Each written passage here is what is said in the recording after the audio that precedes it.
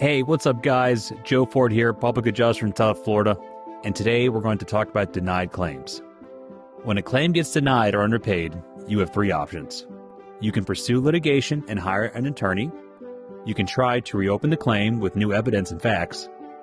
I would recommend hiring a public adjuster to go this route. Or 3, accept defeat and move on. If you choose to go down the litigation route, the attorney will take anywhere between 30 to 50% of the claim on a contingency basis in lieu of charging you by the hour.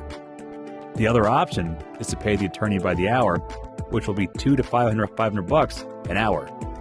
And if you're like most homeowners, this option will not be feasible.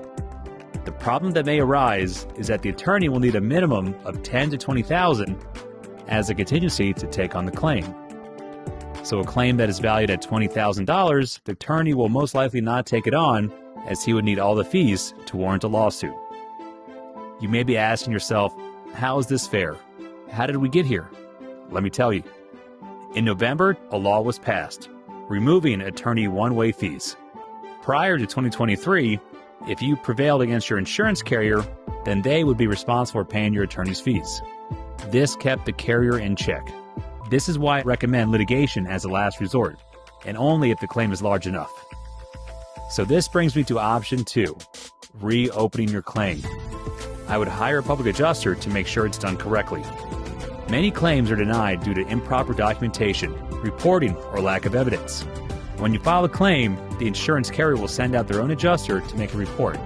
And let me tell you, everyone makes mistakes. And to be an independent adjuster for an insurance carrier, you only need to take an online course. One you could pass in a weekend. And now you might be entrusting your entire claim into the hands of this one person. Did I mention they also work for the insurance carrier? Do you see a problem with that? This brings me to hiring a public adjuster.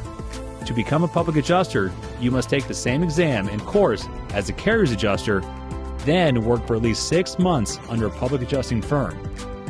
Then you must take a much harder state exam and then pass. Aligned interests. The public adjuster only gets paid when you get paid, as they work on contingency. Typically 20%, which is much cheaper than the attorney's cost. Public adjusters will turn over every stone to get you paid, as they don't want to work for free. They will handle the whole claims process, so you can focus on your life, job, and family.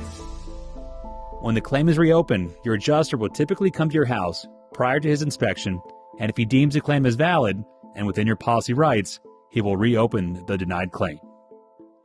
During his inspection, he may take measurements to build his estimate of repairs, or have an estimator come at a later date. He will typically schedule a re-inspection with the insurance carrier. They will send a new adjuster out to inspect. The adjusters will meet at a date that works for you. Your adjuster will then show the other adjuster the denied claim from his eyes and point out why it's valid. Sometimes it's as simple as changing the date of loss from a roof leak to a windstorm event on a different date.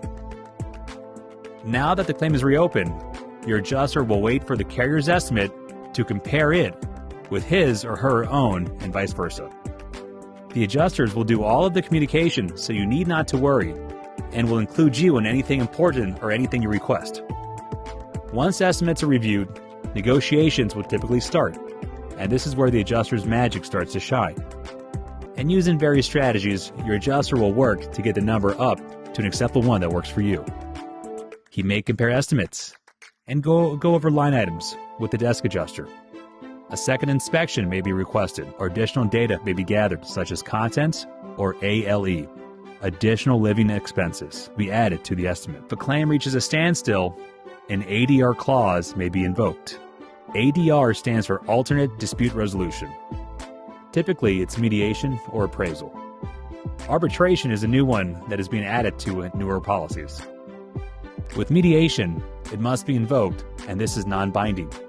Non-binding means the outcome is not enforceable, and litigation may still be pursued if both parties get nowhere. During mediation, the parties will meet on Zoom, and a mediator will be assigned. They will listen to both parties with the intent to knock some sense into them so the claim can be settled. You should have the number you need to settle well thought out in advance. The carrier's rep will have a number they are allowed to offer, so it's your job to negotiate to get the higher range of their range. they can sometimes go to their superior to request an additional amount if within reason. Appraisal is a favored practice amongst public adjusters. Both parties will hire an independent appraiser to conduct an inspection. The appraisers will meet at the insured's property and review the estimates and try to reach a number to settle out the claim.